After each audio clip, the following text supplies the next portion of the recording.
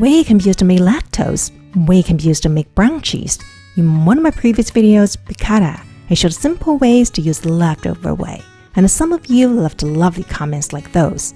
I didn't plan to make a video about Brunost or brown cheese, but hey, since you're calling it out. So here I doubled the ricotta recipe to make the cheese, using 3 liters fresh milk and 300 ml whipping cream. By this time, I'll leave a few protein grains in the pot. I also have some saved whey from the previous batch, so here I have about 3 liters of whey in total. The next process is super easy, although super boring.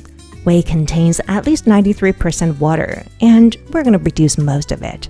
Be prepared, it's going to take a long time. So stir the bottom once in a while to prevent burning.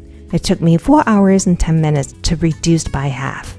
At this point, I'm switching from this heavy 8-liter pot to a 2-liter pot for easier handling. But of course, you can skip that. The next step is the same. Just keep simmering and continue reducing the water. You'll notice the color slowly browns, and at a certain point, the mixture starts to thicken. I'm going to add 320 ml of cream now, but anywhere from 75 to 380 ml will work, depending on the texture you're aiming for. Bring it to boil, then turn off the heat and use the immersion blender to disperse the protein and fat evenly. After that, repeat the boring water-reducing process. Brown cheese comes in many types. One of them is a spreadable version called Prim, which doesn't require much browning and it contains more water. If the temperature reaches 105 degrees Celsius, or if you do saucer tests and the lines separate clearly and don't close up, that's a bright stage. Or just watch the pot. When it has color and texture of caramel sauce or dulce de leche, it's done. Immediately transfer it to a mold or jar.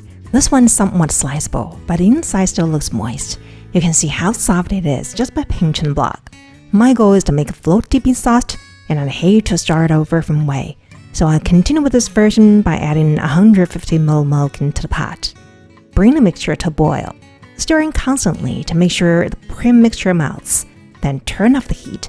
And this is important. Use an immersion blender to blend everything thoroughly. After that, the process is the same. Reduce it till you run a spatula through the mixture. The line doesn't close for at least 2 seconds. That's a sign the water has evaporated enough for slicing. You can just transfer it to a mold and let it cool. Here's the thing. If you prefer a darker color and deeper flavor, don't mold it yet. Instead, add a bit more milk or water to the pot and continue reducing. Repeat the process a few times and you'll get a beautiful chocolatey color. But again, this isn't a must. You can skip the whole process or repeat it as many times as you like. Then immediately transfer it to a mold. Work quickly and carefully as the cheese settles fast and is scorching hot. Then cover the top with parchment and gently press it flat. Let it cool to room temperature. For the remaining mixture sticking to the pot, add about 1 cup of water and heat it while using a spatula to melt the mixture. Bring it to a boil and serve. It actually tastes like milk tea, very tasty. So I've chilled the block in the refrigerator overnight. It's easy to unmold. Peel off the top parchments, flip it onto board, and peel off the remaining parchment. Looking not so bad, right? It's hard to use a knife to slice it, because the slice sticks and breaks easily. Norwegians usually use a cheese peeler to shave it. Since I don't have one, I just use a vegetable peeler, and it works quite well. Peeling is a lot of fun and surprisingly addictive. So how to eat it? Usually it's served on bread or waffles with some jam. Lingonberry or strawberry is common. But I have this tangerine jam at home and it pairs well.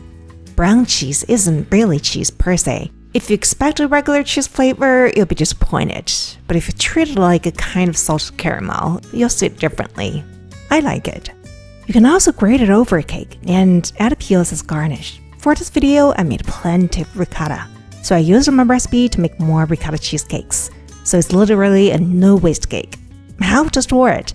Wrap it in parchment paper, followed by plastic wrap, and keep it in the refrigerator for a few weeks. If you're wondering what a brown cheese made with pure whey looks like, it's dense, flaky, and doesn't peel.